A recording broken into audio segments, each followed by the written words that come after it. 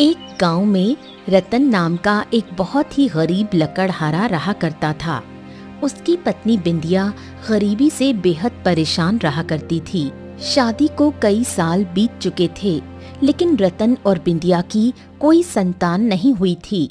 इसी उदासी से एक दिन रतन जंगल में लकड़ियां काटते हुए अपने आप से बोला, अरे थक गए रे, वही जिंदगी भर की थकान, वही उदास सा दिन। तभी उसकी नजर एक पेड़ के नीचे तपस्या कर रहे एक साधु पर पड़ी। रतन तुरंत दौड़ता हुआ साधु के पास जाकर बोला, प्रणाम बाबा, आप तो बहुत ज्ञानी और चमत्कारी लगते हैं। बाबा, कृपया मेरे भविष्य के बारे में कुछ बताइए ना। मैं बहुत गरीब हूँ, इतना गरीब हूँ कि कभी कभी मुझे और मेरी पत्नी को भूखा रहना पड़ता है। क्या मेरी किस्मत में धन नहीं है बाबा? बताइए ना। तुम्हारी किस्मत में धन बहुत है, लेकिन वो तुम्हें प्रयास से मिलेगा। प्रयास? कैसा प्रयास बाबा? यहाँ से कुछ दूर घने जंगल में खंडहर के पार एक पेड़ है। वो पेड़ चांदी के रंग जैसा चमकता है। उस पेड़ के नीचे खुदाई करना, वहां तुम्हें एक मटका मिलेगा। जो कुछ भी उसमें निकले उसे अपना भाग्य मानकर स्वीकार कर लेना। याद रखना, मटका जंगल में मत खोलना, घर ले जाकर ही खोलना। इतना कहकर साधु वहां से चला गया। रतन उसी क्षण कुल्हाड़ी लेकर उस पेड़ की तलाश में निकल पड़ा।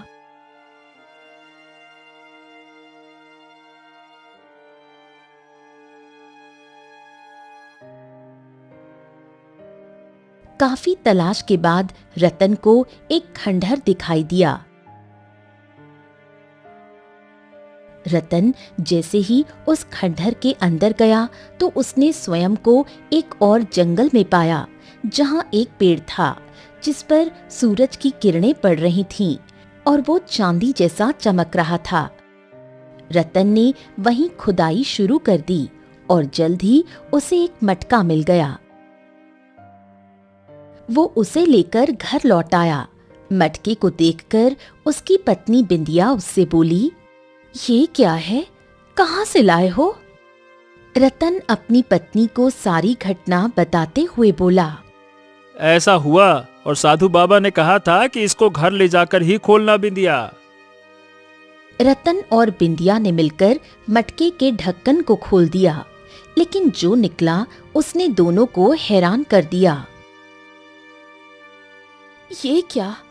हमें तो लगा था मटके से सोना चांदी निकलेगा, लेकिन इसमें तो कोई बच्चा है और देखो ये जिंदा है, जैसे कुछ देर पहले ही जन्मा हो। अरे लेकिन बिंदिया, ये सोचो कि ये कैसे संभव है कि ये बच्चा जिंदा है। ये कैसे? मटका जमीन में गड़ा हुआ था और ये बच्चा इस मटके में कैसे आया? वाकई में जरूर कोई बड़ा रहस्य है। अचानक बच्चा रोने लगा। हमें इस बच्चे से क्या? हमारे पास खुद खाने को नहीं है, हम इस बच्चे को कैसे पाल सकते हैं? अरे बिंदिया, कुछ दिन पहले तुम संतान न होने की वजह से रो रही थी, तो हो सकता है भगवान ने हमारी सुन ली हो और भेंट के रूप में ये बच्चा दे दिया हो। अरे चलो भाग्यवान, अब इसको पालते हैं, बड़ा होकर यही तो हमारा सहारा बनेगा। बिंदिया ने रतन की बात मान ली। उन्होंने बच्चे का नाम रखा आदित्य। समय बीतता गया और देखते ही देखते आदित्य 20 वर्ष का हो गया। एक दिन रतन जंगल से लकड़ियां काटकर घर लौटा तो बिंदिया उससे बोली, आप कब तक ये लकड़ियां काटते रहेंगे? आदित्य अब 20 वर्ष का हो गया है, उसे अब काम पर लगाना चाहिए। हाँ, तुम ठीक कहती हो, आज मैं उससे बात करूंगा। वैसे आदित्य कहाँ है? आपको तो पता है, आपका बेटा दिन भर जंगल में न जाने क्या करता रहता है, शाम तक लौटता है। इस उम्र में जहाँ लड़कों के बहुत दोस्त होते हैं, उसका कोई दोस्त नहीं। रतन ये सुनकर गहरी सोच में डूब गया। तुम ठीक कह रही हो, आज मैं उससे पूछूंगा कि उसके मन में आखिर क्या चलता रहता है। इस उम्र में ऐसे अकेले जंगल में घूमना ठीक नहीं है। तभी वहां गांव के चौधरी की बेटी लाली आ गई। चाचा जी, आदित्य घर पर है क्या? तू तो जानती है बेटिया कि आदित्य दिन भर जंगल में रहता है। गांव में तुझसे बेहतर कोई नहीं जानता कि वो जंगल में कहाँ होता है। जा, तू ही खोज ला उसे। लाली सुनकर मुस्कुराई और तुरंत जंगल की ओर चल पड़ी, सीधा उसी दिशा में जहां आदित्य अक्सर जाया करता था। इधर जंगल के एक तालाब के किनारे घने पेड़ों की झाड़ियों में आदित्य बहुत ही गौर से कुछ देख रहा था। तभी वहां लाली आ पहुंची। आखिर तुम यहाँ करते क्या हो? जब भी देखती हूँ इन्हीं झाड़ियों को घूरते रहते हो। लाली, तुम जिन्हें झाड़ियां समझ रही हो ना, वो झाड़ियां नहीं है लाली, ये छोटी छोटी छोटी छोटी जड़ी बूटियां हैं। जड़ी बूटियां? हाँ, और नहीं तो क्या। अच्छा लाली, तुम्हें एक रहस्य बताऊं? कौन सा रहस्य? ये जड़ी बूटियां मुझसे बात करती हैं। लाली ये सुनकर हंस पड़ी। तुम और तुम्हारी बातें, आदित्य तुम ही जानो। ओहो, पूरे गांव में सिर्फ तुम ही तो मेरी एक सच्ची दोस्त हो। सिर्फ तुम्हें ही पता होता है कि मैं जंगल में कहाँ होता हूँ, वरना कोई मुझसे दोस्ती नहीं करता। आदित्य, तुम ही किसी से दोस्ती नहीं करना चाहते। बचपन से देख रही हूँ, हमेशा इसी जंगल के इसी हिस्से में आकर घंटों बैठे रहते हो। ऐसा क्यों? आदित्य कुछ कहने ही वाला था कि तभी पूरे जंगल में शेर की भयंकर दहाड़ गूंज उठी। ए लाली, हमको यहाँ से अब चलना चाहिए। यहाँ आसपास पक्का कोई शेर है। अरे मैं अकेले होता तो कोई बात नहीं थी, लेकिन मैं तुम्हें किसी भी खतरे में नहीं डाल सकता। चलो चलो चलो, अरे जल्दी करो, चलो चलो चलो चलो।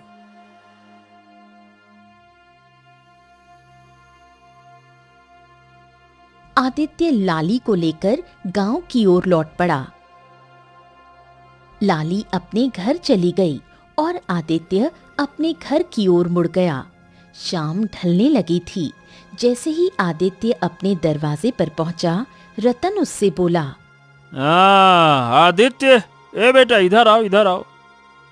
हाँ हाँ, कहिए पिताजी, क्या बात है? आप कुछ चिंतित से लग रहे हैं।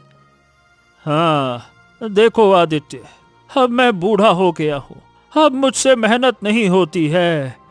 हाँ, अब काम में तुम्हें मेरा हाथ बटाना चाहिए।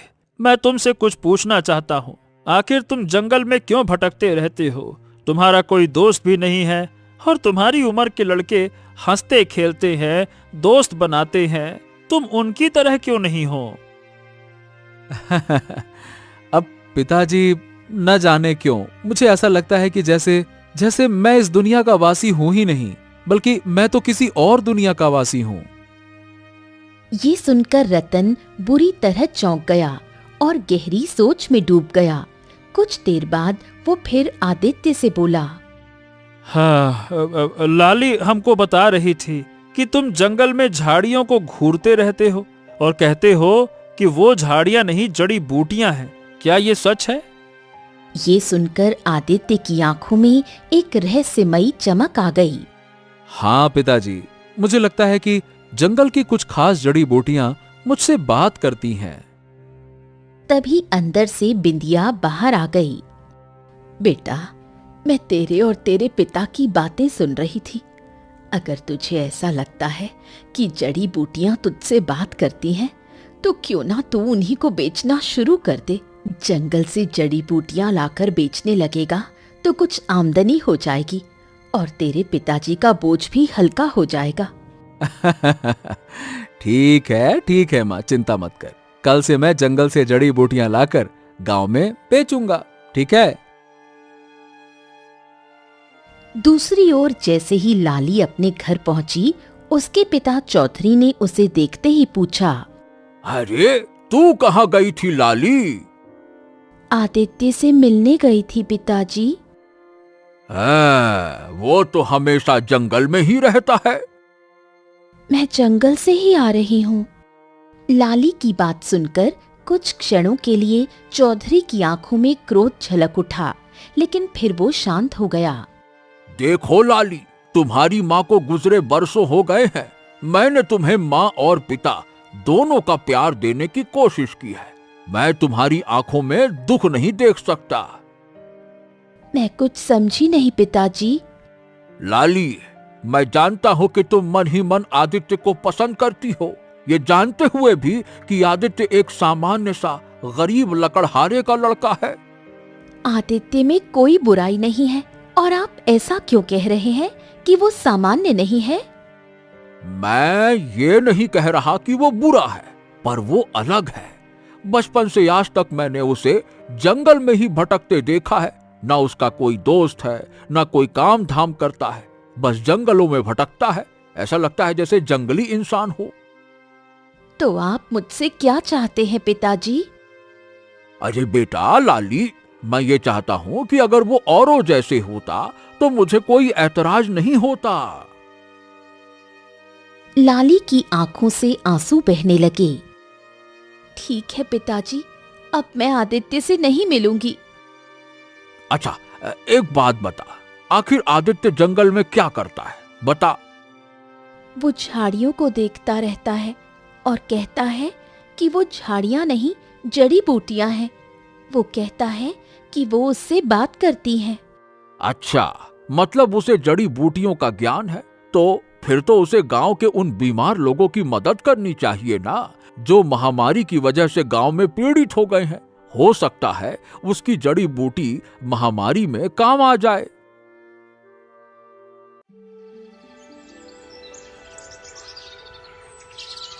अगले दिन जैसे ही आदित्य नींद से जागा, दरवाजे पर चौधरी खड़ा था। चौधरी साहब, अरे अक्सर आपकी बिटिया यहाँ पे आती रहती है, आज आप आए हैं। सब ठीक तो है ना चौधरी साहब? हाँ रतन, बात यह है कि लाली बता रही थी कि तुम्हारा बेटा जंगल में जड़ी बूटियों की खोज करता है। क्या ये सच है? हाँ, ये वैसे तो सच है, लेकिन आप ऐसा क्यों पूछ रहे हैं? रतन, देखो, तुम और तुम्हारी पत्नी वर्षों पहले गांव में आकर बसे थे, लेकिन तुम लोगों ने गांव वालों से कोई भी मतलब नहीं रखा। इसीलिए तुम जानते ही नहीं कि आखिर गांव में चल क्या रहा है। अच्छा, और क्या चल रहा है गांव में? देखो, गांव में एक भयंकर महामारी फैल चुकी है और अब तक 5 लोग इसकी चपेट में आ चुके हैं और 3 तो स्वर्ग सिधार चुके हैं। हे भगवान, इतना कुछ हो गया और आप हमें अब बता रहे हैं? वही तो, और अब तक कोई भी वैद्य महामारी की दवा नहीं बना सका। अगर आदित्य को सच में जड़ी बूटियों का ज्ञान है तो शायद वो महामारी को रोक सकता है। अब अगर ऐसी बात है तो ठीक है, मैं आज ही जंगल से एक विशेष जड़ी बूटी लाऊंगा जिससे महामारी रोकी जा सकती है।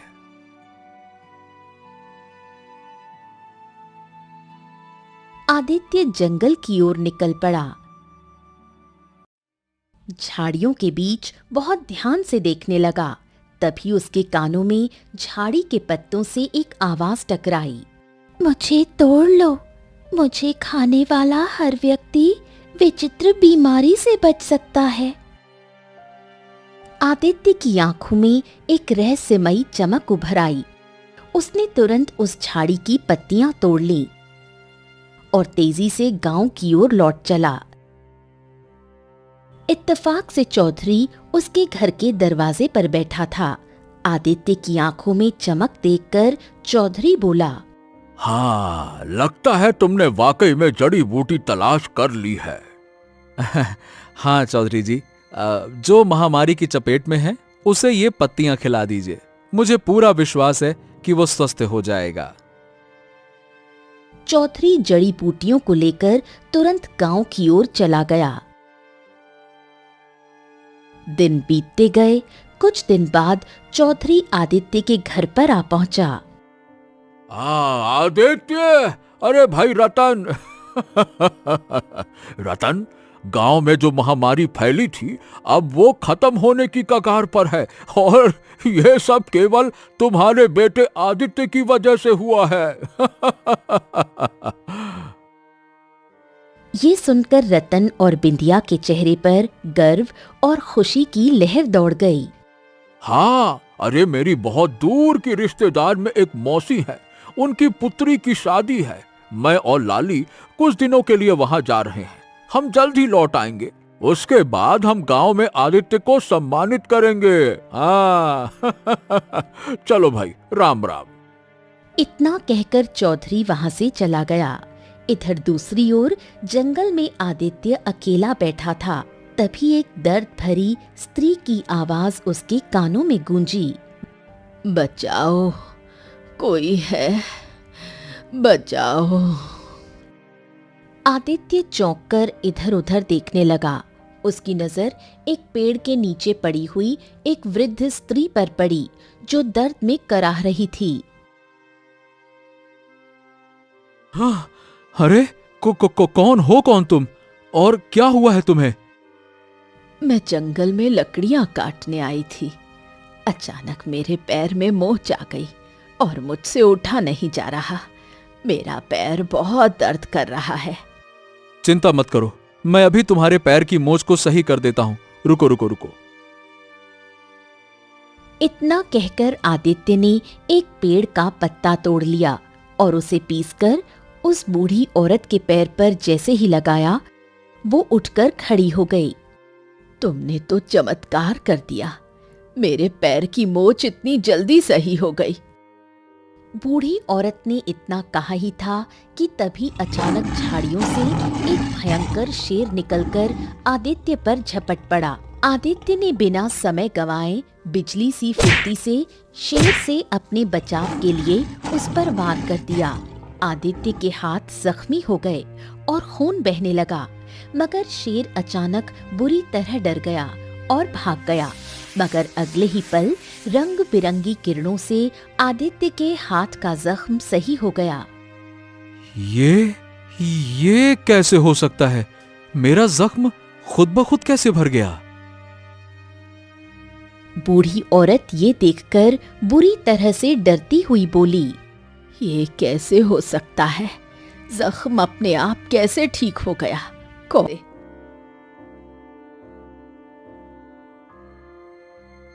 इतना कहकर वृद्ध स्त्री वहां से रहस्यमयी अंदाज में चली गई। आदित्य वहीं खड़ा रह गया। उस दिन आदित्य को पहली बार ये एहसास हुआ कि वो कोई साधारण युवक नहीं है। कोई रहस्य था जो उसके खून में बहता था।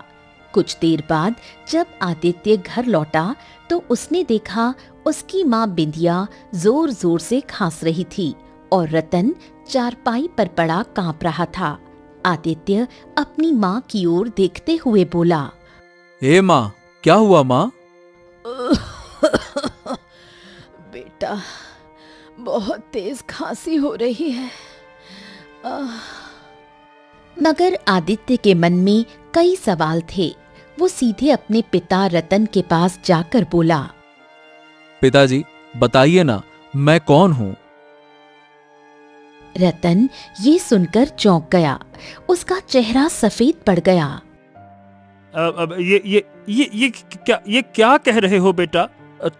तुम हमारे बेटे हो? नहीं पिताजी, मैं वो सच्चाई पूछ रहा हूँ जो शायद आप जानते हैं और मुझे बता नहीं रहे। बताइए ना, मैं कौन हूँ? रतन चारपाई से धीरे धीरे उठकर बैठ गया। तुम ऐसा क्यों पूछ रहे हो बेटा? आदित्य ने जंगल की पूरी घटना विस्तार से बताई। वो वृद्ध स्त्री, शेर, जख्म और हाथ का चमत्कार। अगर मैं वास्तव में आपका पुत्र हूं तो फिर आप अपना हाथ काटिए। अगर आपका जख्म खुद ब खुद भर जाएगा तो मैं विश्वास कर लूंगा कि मैं आपका बेटा हूं। चलिए काटिए। रतन के पास अब सच्चाई छिपाने का कोई रास्ता नहीं बचा था। वो बिंदिया की ओर देखने लगा।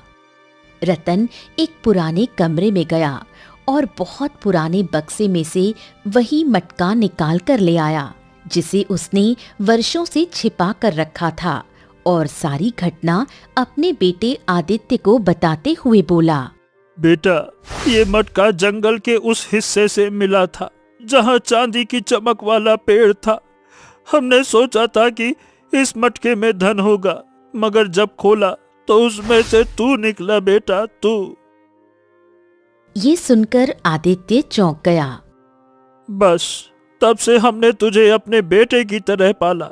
हमने कभी तुझे अपने से अलग नहीं समझा। अगले ही पल रतन को भी जबरदस्त खांसी उठने लगी। वो गिर पड़ा। आदित्य अपने सारे सवाल भूल गया और बोला, अरे पिताजी, अचानक से ये क्या हो गया आपको पिताजी?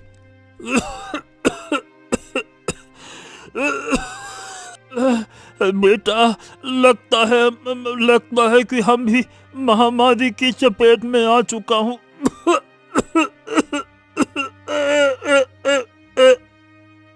इतना कहकर रतन ने दम तोड़ दिया। तभी आदित्य की माँ बिंदिया भी तेजी से खांसने लगी और कुछ ही देर में बिंदिया की भी सांसें थम गईं।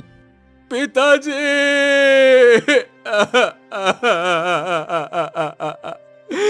आप मुझे छोड़कर नहीं जा सकते। मैंने तो बस आपसे पूछा था कि मैं कौन हूँ। हे माँ, उठो ना। देखो, मैं वादा करता हूँ मैं कभी सवाल नहीं पूछूंगा। भगवान के लिए आंखें खोल दो माँ। मगर बिंदिया और रतन अब किसी भी आवाज का जवाब नहीं दे सकते थे, क्योंकि वो अब इस संसार में नहीं थे। आदित्य बहुत देर तक चीखता रहा, रोता रहा, धरती पर सिर पटकता रहा। तभी अचानक रतन और बिंदिया का शरीर काले धुएं में परिवर्तित होकर गायब हो गया। अगले ही पल वो काला धुआं उस मटके के अंदर समा गया। ये देखकर आदित्य बुरी तरह से चौंकते हुए अपने आप से बोला, अब ये क्या रहस्य है? ये क्या हो रहा है? आदित्य के दिमाग ने काम करना बंद कर दिया। वो बहुत देर तक उस मटके को घूरता रहा। कुछ देर बाद वो उस मटके को उठाकर अपने आप से बोला, मुझे लगता है कि मुझे चांदी की चमक वाले पेड़ की खोज करनी चाहिए जहां पिताजी को यह मटका मिला था और पिताजी को इसी मटके के अंदर मैं मिला था। मुझे विश्वास है कि हो न हो वहीं पर कोई बहुत बड़ा रहस्य छुपा है। आदित्य उसी जंगल की ओर चल पड़ा जहां उसकी कहानी शुरू हुई थी। घंटों जंगल की पगडंडियों पर चलते चलते आदित्य थककर हाथ में मटका लिए एक वृक्ष के नीचे बैठ गया। हाँ, अब आखिरकार उस चांदी के पेड़ को मैं खोजूं तो खोजूं कहां हो सकता है ये चांदी का पेड़? अचानक उसके कानों में किसी अनजान व्यक्ति की आवाज टकराई। कौन हो तुम और इस जंगल में क्या कर रहे हो? आदित्य ने पलट कर देखा। एक रहस्यमयी साधु उसके पीछे खड़ा था। साधु ने जैसे ही आदित्य के हाथ में वो मटका देखा तो वो चौंक गया। ये मटका तुम्हारे पास कहां से आया? आदित्य रोते हुए पूरी कहानी सुनाते हुए बोला, मुझे भी कुछ नहीं समझ में आ रहा साधु महाराज। मेरे पिता ने मुझे बताया कि वर्षों पहले उन्हें एक साधु ने चांदी जैसे चमकने वाले वृक्ष के बारे में बताया था और कहा था कि उस वृक्ष के नीचे खुदाई के दौरान उन्हें एक मटका मिलेगा। मेरे पिताजी वो मटका घर ले आए, मगर उन्हें मटके से धन नहीं बल्कि मैं मिला। और इस सच्चाई को बताने के बाद मेरी आंखों के सामने मेरे पिताजी ने दम तोड़ दिया और कुछ ही देर में मेरी माँ ने भी दम तोड़ दिया और अगले ही पल वो दोनों धुएं के रूप में परिवर्तित होकर इस मटके के अंदर समा गए। अब क्या कहूं और इतना बोलकर आदित्य की आंखों से आंसू बहने लगे। शांत हो जाओ पुत्र, शांत हो जाओ, चिंता मत करो, मैं तुम्हारी मदद जरूर करूंगा। वो चांदी का पेड़ तुम्हें तभी दिखाई देगा जब तुम्हारा हृदय सच्चा होगा। यहां से उत्तर दिशा की ओर बढ़ो। यदि तुम्हारे मन में मानवता होगी तो किस्मत तुम्हें मंजिल तक पहुंचा देगी। इतना कहकर साधु वहां से चला गया। आदित्य नहीं जानता था कि वो वही साधु था जिसने सालों पहले रतन को मटके की जानकारी दी थी। आदित्य साधु के बताए रास्ते पर चल पड़ा।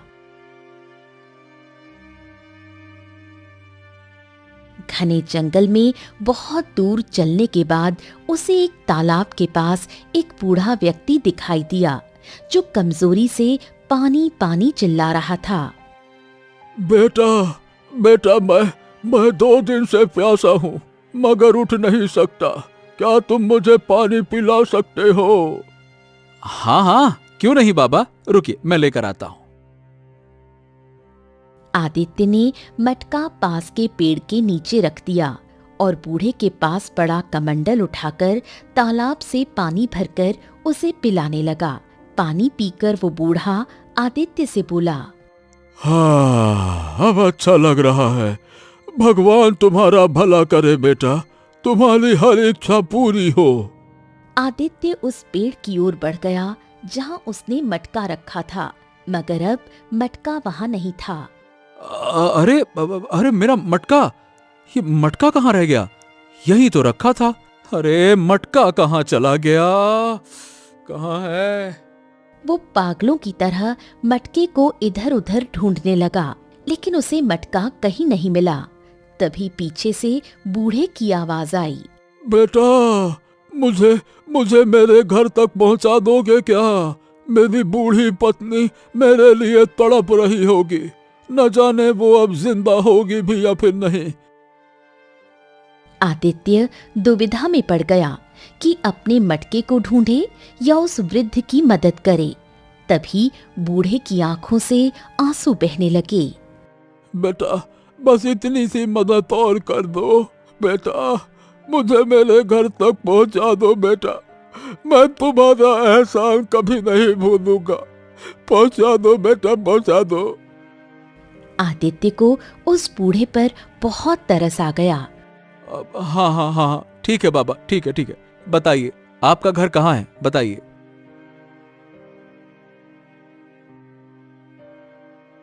बूढ़ा उसे जंगल की गहराइयों में बने एक खंडहर के सामने बनी हुई एक झोपड़ी तक ले गया। झोपड़ी के भीतर एक बूढ़ी स्त्री, जो उस बूढ़े व्यक्ति की पत्नी थी, दर्द से करहा रही थी। कहाँ थे तुम? मुझे लगा था तुम्हें देखे बिना मेरी आंखें बंद हो जाएंगी। अरे ऐसा मत कहो, तुम्हें अभी बहुत जीना है। ये भी कोई जीना है? बरसों पहले उन अत्याचारियों ने हमारा बेटा हमारी आंखों के सामने हमसे छीन लिया।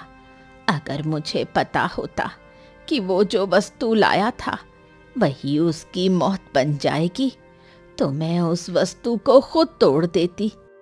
बूढ़ा फूट फूट कर रोने लगा। तभी बूढ़ी स्त्री की नजर आदित्य पर पड़ी। ये कौन है? इसकी शक्ल तो उसी से मिल रही है जिसने बरसों पहले हमारे बेटे को मारा था। नहीं, ये वो नहीं है। इस बेचारे ने तो हमारी मदद की है। जब मैंने इसे जंगल में पहली बार देखा था तो मैं भी चौंक गया था, लेकिन फिर मन में ख्याल आया कि हमारे बेटे को बरसों पहले जिसने मारा था वो अब बूढ़ा हो चुका होगा। ये बेचारा कोई और है। इतना कहकर बूढ़ा फिर से खांसने लगा।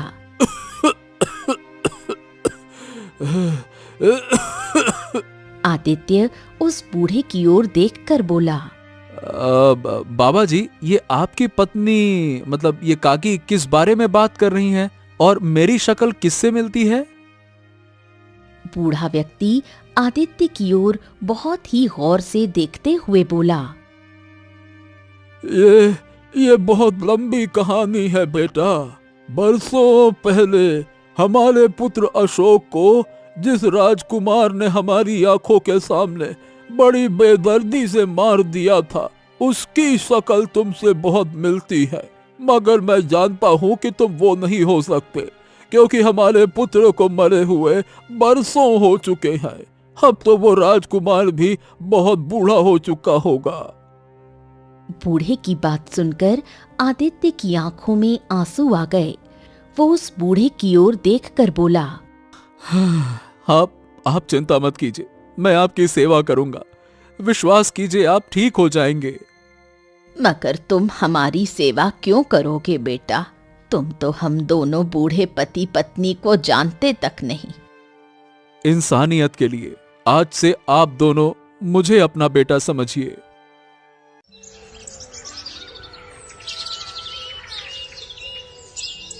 उसी दिन से आदित्य एक बेटे की तरह उस बूढ़े व्यक्ति और उसकी पत्नी की सेवा में लग गया। उसकी मेहनत रंग लाई और कुछ ही दिनों में वो दोनों स्वस्थ हो गए। बूढ़ा व्यक्ति अब चलने फिरने लगा। एक दिन आदित्य झोपड़ी के सामने उस खंडहर को देख रहा था। तभी बूढ़ा व्यक्ति वहां पहुंचा। बाबा, ये खंडहर बड़ा ही प्राचीन नजर आता है। हाँ, सब कुछ इसी खंडहर की वजह से हुआ था बेटा। इसी खंडहर ने ही हमसे हमारा बेटा छीन लिया था। क्या मतलब है आपका? बेटा, वर्षों पहले हमारा बेटा अशोक, एक दिन वो इस खंडहर के अंदर गया और उसने खुद को एक जंगल में पाया जहां एक चांदी जैसा चमकता बड़ा पेड़ खड़ा था।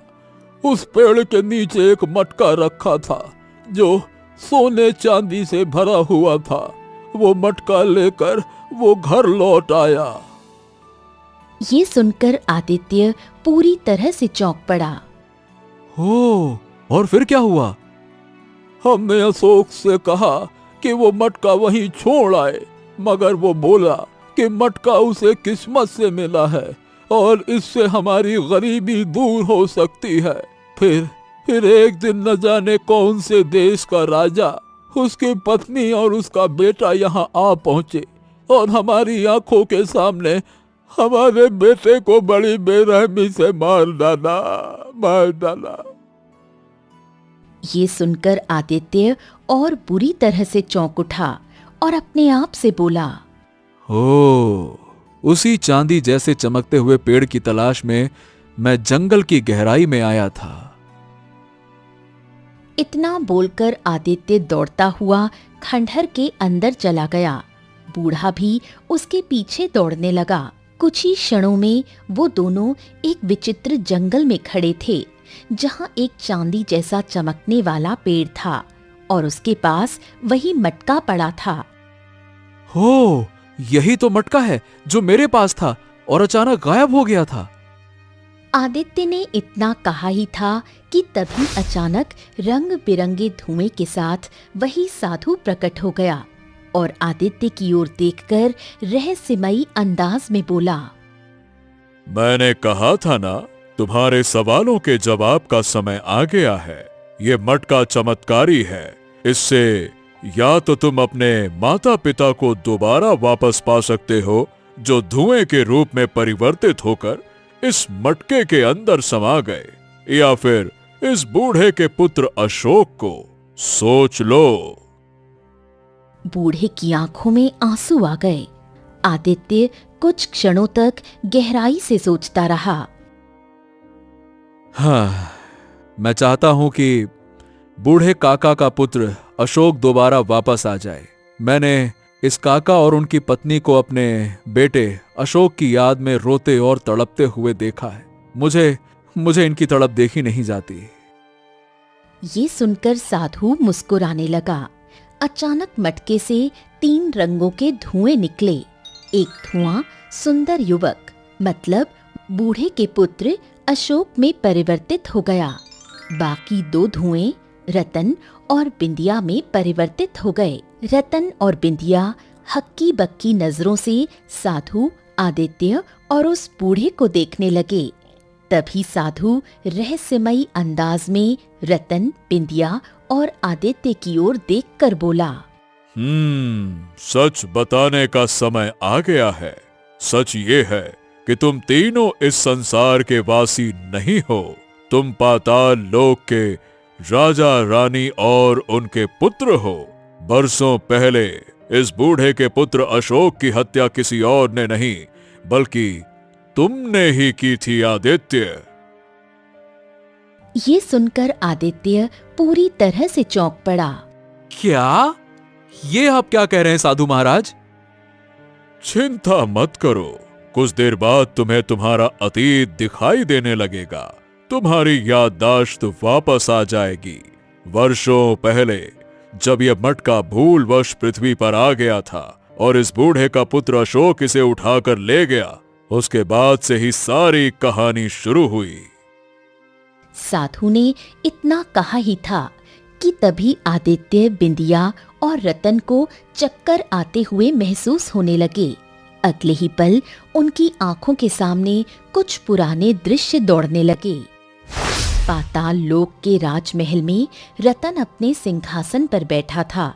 बिंदिया, उसकी रानी, उसके पास खड़ी थी और उनके सामने खड़ा था उनका पुत्र राजकुमार आदित्य। वो मटका हमारे राजगद्दी का प्रतीक है। अगर ये मटका पृथ्वी पर चला गया तो ये अपमान है। अगर किसी मनुष्य ने उसे छुआ है तो उसने पाताल लोक के विधान का उल्लंघन किया है। उधर पृथ्वी पर चांदी के पेड़ के पास एक गरीब युवक अशोक वही मटका लेकर अपने माता पिता को दिखा रहा था। देखो देखो देखो, ये मटका सोने चांदी से भरा है। अब हम गरीब नहीं रहेंगे। हाँ। मगर तभी चांदी के वृक्ष के नीचे से रतन, बिंदिया और आदित्य प्रकट हो गए। उनके चेहरे क्रोध से भरे थे। मेरी बात सुनो, ये मटका तुम्हारा नहीं है, ये पाताल लोक की धरोहर है। तुमने इसे चुराया है, तुम्हारा दंड मृत्यु है। अशोक के माता पिता विनती करते हुए उनके पैरों में गिर गए, मगर आदित्य ने अपनी तलवार निकालकर अशोक के शरीर पर वार कर दिया। अशोक ने चीखते हुए दम तोड़ दिया। हाय मेरा बेटा! अशोक के माता पिता अपने बेटे की अपनी आंखों के सामने हत्या को देखकर बेहोश होकर गिर पड़े। तभी वहां साधु प्रकट हो गया। उसका चेहरा क्रोध से जल रहा था। रतन, बिंदिया और आदित्य, तुमने एक निर्दोष को मार डाला और तुम्हें इसका दंड मिलेगा। साधु ने अपनी दिव्य शक्ति से आदित्य की ओर इशारा किया। अग्नि की लपटें उठी और पलक झपकते ही आदित्य का शरीर राख में बदल गया। बिंदिया चीख उठी, नहीं, मेरा बेटा! रतन और बिंदिया उस साधु के चरणों में गिर पड़े। हमें क्षमा करें, हमें क्षमा करें साधु महाराज। हमें हमें हमारा पुत्र वापस चाहिए। हमें क्षमा करें, क्षमा करें, क्षमा करें। नहीं, अब तुम दोनों को सजा भुगतनी होगी। मैं तुम्हारी याददाश्त मिटा दूंगा। तुम दोनों पृथ्वी पर साधारण मनुष्यों की तरह रहोगे, गरीबी में जीवन बिताओगे और तेरा पुत्र आदित्य जब इस मटके में दोबारा जन्म लेगा तब तू एक लकड़हारा होगा और नियति तुझे मेरे पास ले आएगी। तू अपनी गरीबी की चर्चा मुझसे करेगा और मैं तुझे इस मटके के बारे में बताऊंगा। इस मटके के अंदर दोबारा जन्मा आदित्य निकलेगा। वो तेरा ही पुत्र होगा।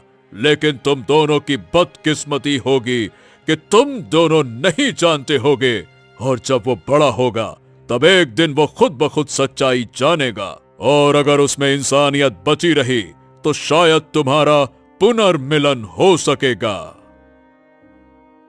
अचानक रतन और बिंदिया बाहर से गायब हो गए और वो मटका जमीन के अंदर समा गया।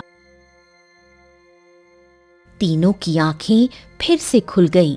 उन तीनों की याददाश्त लौट आई। हाँ, मुझे सब कुछ याद आ गया। मुझे सब कुछ याद आ गया। बिंदिया, ये हमारा ही बेटा है। बिंदिया, और मुझे भी। आदित्य बेटा, तू? पिताजी, माताजी। साधु की आंखों से रंगीन किरणें निकलीं और तीनों के वस्त्र राजसी हो गए। अब पाताल लोक में लौट जाओ। चांदी के वृक्ष के नीचे से द्वार खुलेगा, मगर ध्यान रहे अब पृथ्वी पर दोबारा मत लौटना। साधु वहां से विलीन हो गया। चांदी के पेड़ के नीचे से पाताल लोक का द्वार खुला और तीनों, आदित्य, रतन और बिंदिया, उसके अंदर प्रविष्ट हो गए। उधर बूढ़े और उसकी पत्नी के पास उनका पुत्र अशोक लौट आया था। उनका जीवन फिर से पूर्ण हो गया।